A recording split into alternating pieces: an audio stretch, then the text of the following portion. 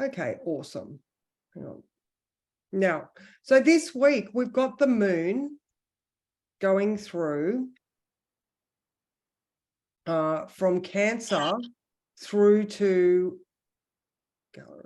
All right. This week we've got the moon moving from Cancer through to Leo and then also into Virgo. All right. So now we also have the solstice on Thursday. All right. So right now we are in this dark place. All right. We are very stationary and stagnant. We're exploring, we're moving into a very thoughtful time. Yet on Thursday, when the solstice starts to shift, we get that bounce where we got a couple of days and then we're going to go back up again. All right. Now, today the shadow started, but on Tuesday, Venus starts her trine with Chiron. All right, so this Chiron story, so 3 things happen this week. All right, so it's all the beginning of it all. The first of the all of the hits that it hits. All right, so Venus starts its trine to Chiron on Thursday. So here we are. We are going to be still in the Cancer moon. All right, so we are nurturing ourselves, and then Venus starts to talk to Chiron and she's asking, what it is do I need to heal? Like, what are the things that I have held myself back? Where have I not allowed myself to be the priestess or the warrior? You know, we've got Chiron in Aries. All right, that is asking us to strengthen ourselves and reinforce ourselves. Now we're going to have a look where this plays out in your chart. Look, I haven't done it yet. I will individually talk to you all. Like Kathy, we did it the other day. I will individually talk to all of you so that you know where this is. I'm sorry I haven't done it yet, but I'll get there. So, where is this playing out for you? You know, if your Venus is in the 8th house and, you know, this is playing out for you, the Chiron is in, hang on, I've got Patty. All right, so Venus is in the 8th house. Oh, for you natally, and then Chiron is also transiting the 8th house. So, see, again, I'm sorry, I should have done this earlier to make sure that you knew where it was. It's okay, though. The story has started. I will get there. I apologize. Okay, so now, at the same time on Tuesday, we have Jupiter exactly sextile Saturn, right?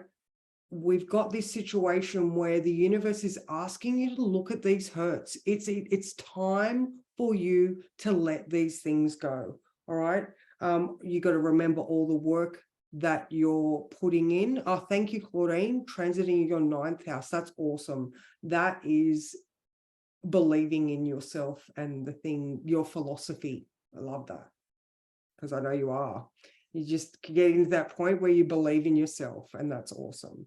All right, so like I said, at the same time that Venus trines Chiron, Jupiter is sextile Saturn, and I know you don't fully understand all of that, but basically it is, you can do this. Remember all the work you've already put in, all of the self-healing that you've already done up to this point.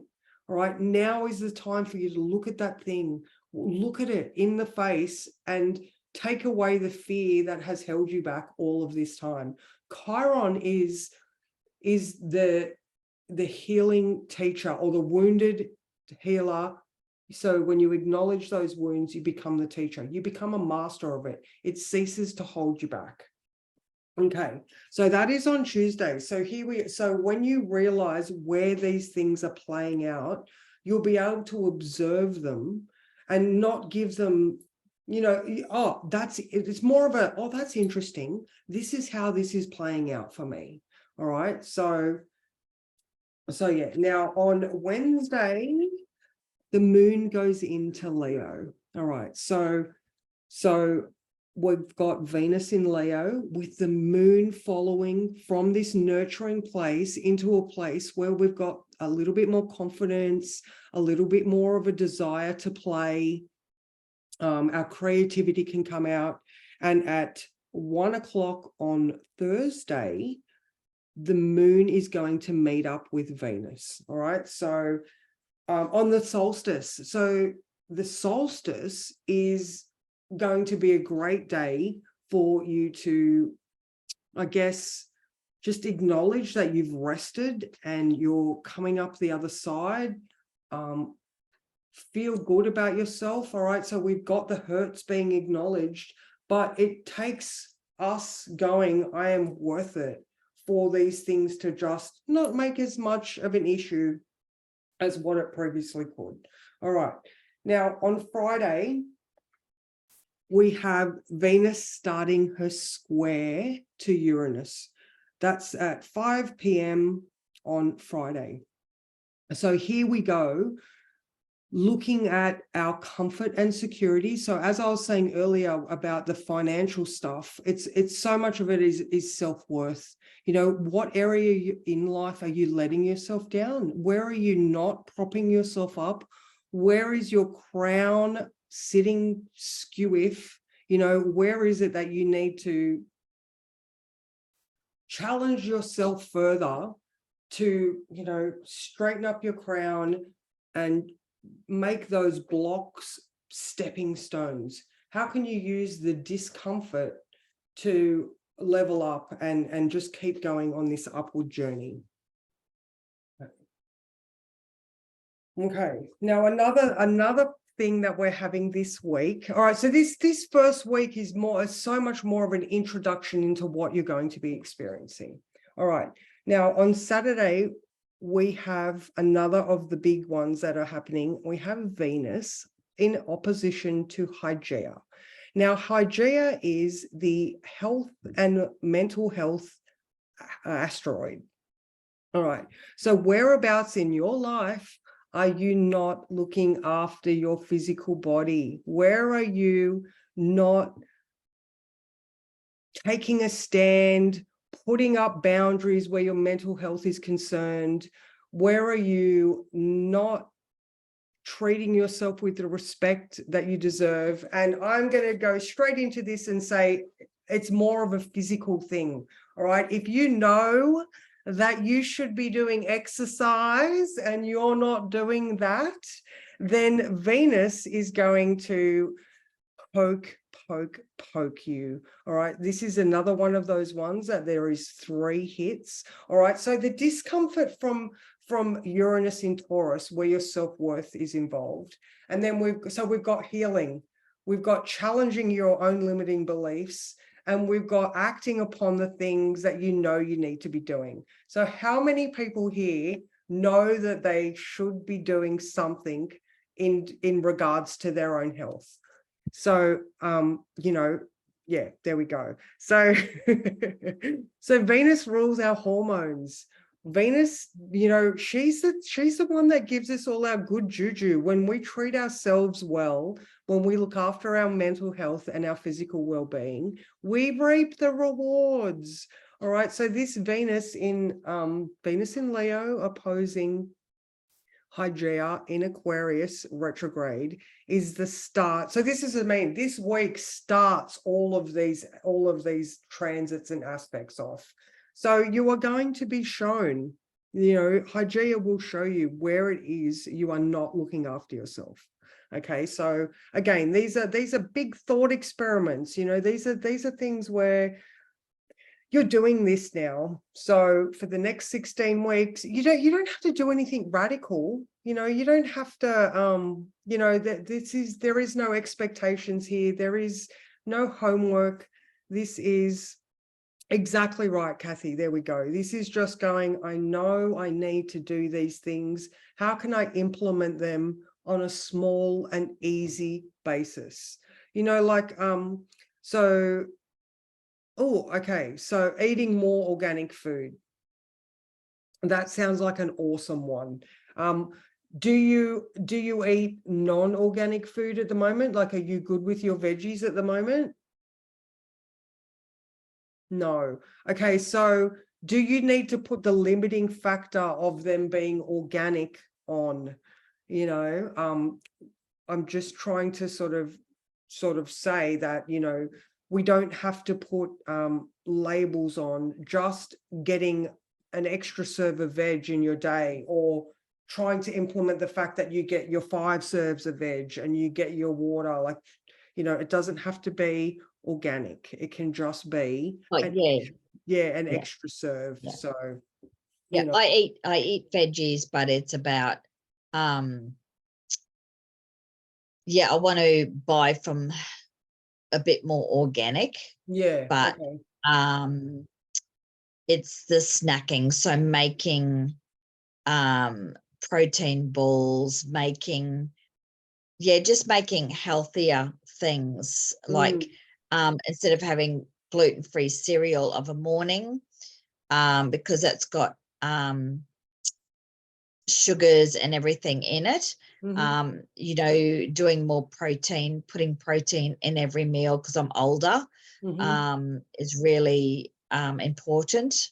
So mm, yeah, so just overall, I guess conscious of what I'm eating is probably better yeah. worded. Yeah, conscious of what I'm eating. Yeah. Yeah. Yeah. Okay. That's awesome. And you're going to have this challenging you over the whole time that this is happening. So, maybe by the end of it, you'll be like, all right, I got this, I can do this. And by the end of it, you would have started to um, implement the things that, okay, so this was another reason why I said, can you bring paper and pen? I know a lot of you have got that already.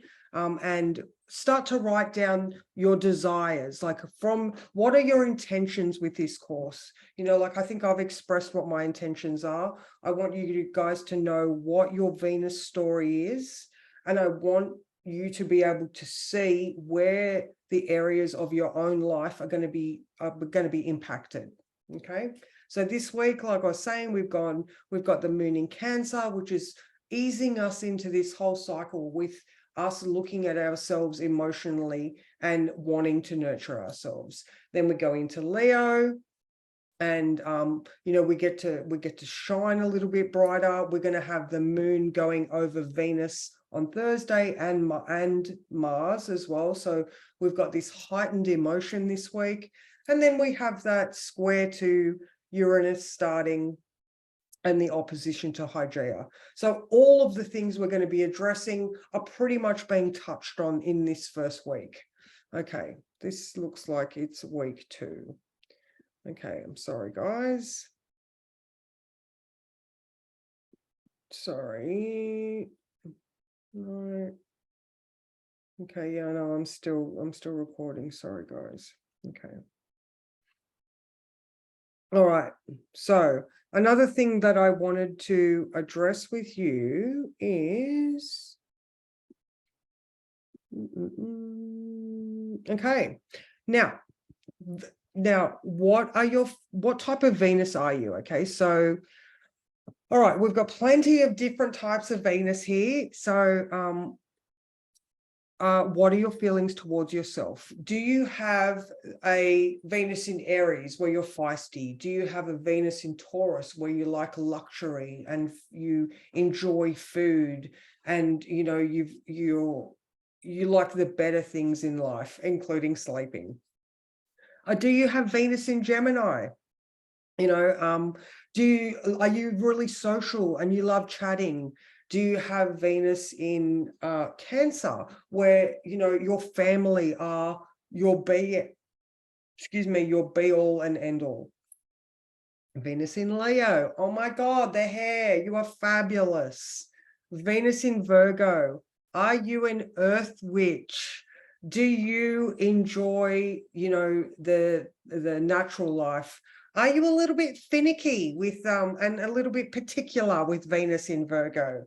All right, we've got a couple of people here that have got Venus in Libra. All right, so Venus in Taurus is in rulership, and Venus in Libra is also in rulership.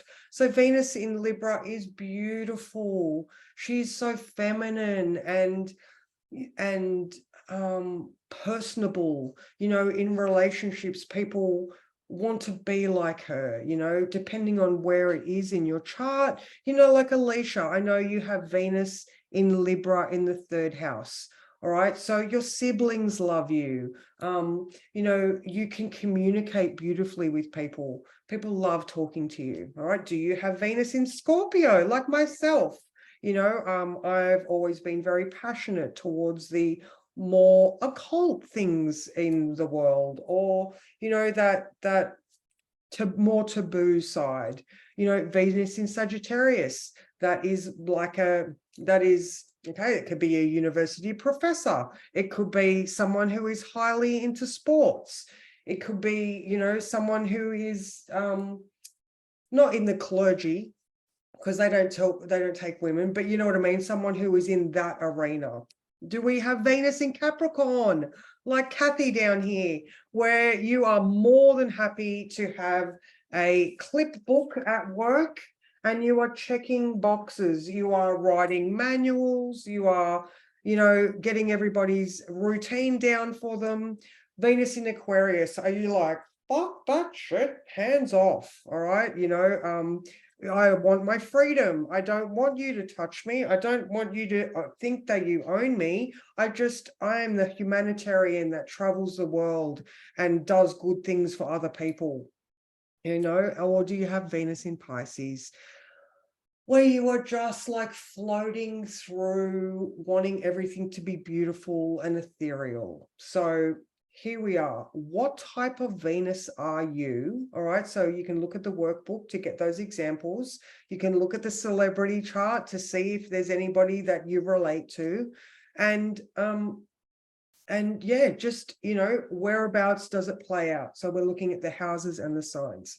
All right, what are your feelings towards yourself? You know, when I talk to you guys, we can look at the aspects between your Venus and other planets. Okay, so, you know, is your Venus maybe not in the greatest of placement, and therefore you're like a little bit, I don't know, you could be shy, you could just have, like, you know, so many people have low self-worth. You know, there's a whole lot of different, you know, aspects. So your thing for this week is, I would love you to think of your Venus story. Even if you don't know the charts and the placements that I'm talking about, what is your relationship patterns in life always look like? You know, can you see the repeating pattern in your life? You know, I'm going to back over to here. What is your views on, as we were talking about earlier, we've got financial knowledge and security, morals and values, self-worth, beauty standards. You know, like the beauty standards of someone with Venus in Scorpio is very different to someone who has got Venus in Virgo or Venus in Libra or Venus in Aries. You know, they're all going to be so very different. Like the outfits that you wear. Venus in Aries loves a good pair of runners. Patty, how many pairs of running shoes do you have? Too many. There we go. You know, like Venus in Virgo. Claudine, you have a very hippie and earth magic-y fashion sense. I only wear black. You know, Venus in Scorpio, I have never been any different. My sense of style is black, and that's it. So, you know, I'd love you to think about that as well. What are your, you know, what's your fashion sense always been? What are your beauty standards? You know, like my mum, she's over the top with all of the face stuff. What do you know, what's your opinion on beauty standards? Equality, you know, are you a strong woman that stands up for themselves, or do you think that you've been influenced by, now I say these 1950s housewife standards, and I am only saying that because, you know, it's taken a long time, and I'm not a feminist or anything like that, I'm just stating facts. It's taken a very long time for women to be taken seriously in business. We still don't get paid the same as men in a lot of industries. And if it wasn't for a woman, there wouldn't be men. So I really don't understand the disrespect that happens still in 2023. All right. You know, even things like inequality. Venus in Gemini, they tend to be bisexual. It's, you know, the most, oh, I don't know which side of the fence I'm on side there is. And you know what? That is totally fine. So, and then the ones that I love the most is, what is your love language? So we've got the 5 love languages. I will put a link into one of the modules. For the life of me, off the top, I can't remember all of them. So we've got gifts, service to others. Does anybody else know the other Touch. 5? Yep. Physical touch. Physical touch. Yep. It's quality time, acts of service, gifts, words of affirmation, and there's one other one, I can't remember it. That's it. So this week, I'd love you to just, you know, either use the link or Google it yourself. What is your love language? You know, and are you actually, you know, the holistic psychologist? Have you guys heard of her on Instagram? That Dr. Nicole LaPera. Right, she is amazing. If you haven't seen any of her work, seek her out.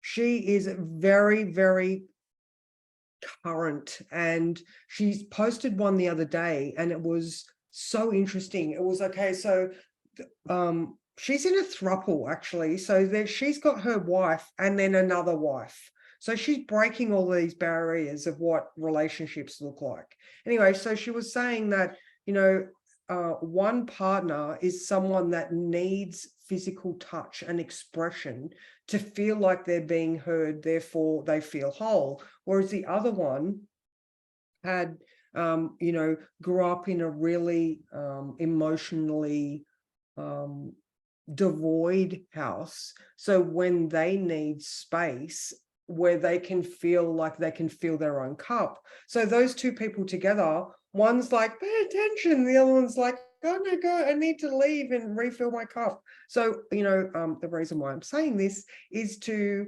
just have a look at, you know, your own partner and where do you guys butt heads? You know, do you have different love languages? You know, do your Venuses square? Anyway, it's going to be part of the healing, the challenges, and the doing things for yourself story. So just another one to think of there. Okay, so we've got that. What type of Venus are you? Now, with the celebrities one, this is why I was saying, do you have any strong female role models? I would love to hear. Now, you can actually put stuff in the comments down the bottom and I will get them. So if you guys go back to your course and you reread this and answer them, I'd love, you know, and in regards to this, any goddesses that you follow, any queens in history, any strong women that, I mean, please put them in the comments and we can establish a narrative. You know, we've all come from different cultures and backgrounds. So just pop it in the thing. Who do you look up to? Is it Wonder Woman? Because that was like, you know, when, you know, in the 70s and 80s, we didn't really have that many really strong role models. And if we did, they were in tiny little itty bitty suits and they had the sexualization of that. Or, you know, do you follow Ruth Ginsburg, that really strong judge that has just recently passed, that did all of that really hard work so that women could get equal rights? Do you like Beyonce and her alter ego, Sasha Fierce? Because, you know, even Beyonce has, you know, is a low self-worth. So she created a whole different character. So when she goes on stage, that's Sasha Fierce. That's not Beyonce, you know. So same thing here. Do you have some sort of alter ego, or do you have I would love to be able to do that mentality where you look at other people and go, oh, I could never do that, you know? So another thought-provoking statement that I just want you guys to think of during the week.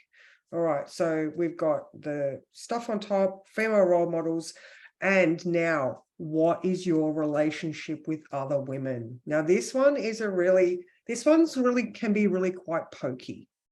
All right. Now, you know, like myself, I don't have a great relationship with my mother. I love her dearly. I know she loves me, but we don't have that mother-daughter connection. Now, my Venus is too close to my sun, and my Venus doesn't get seen. So, I mean, astrologically, I could explain it all, but I'd just love you to go, all right, so, you know, were you a mean girl when you were a teenager? Have you always been a loving companion? Do you have friends that have lasted a lifetime? Do you get annoyed at other women? You know, like where do you get your nose out of joint? Like, I mean, and there's no judgment here. These are acknowledging our patterns.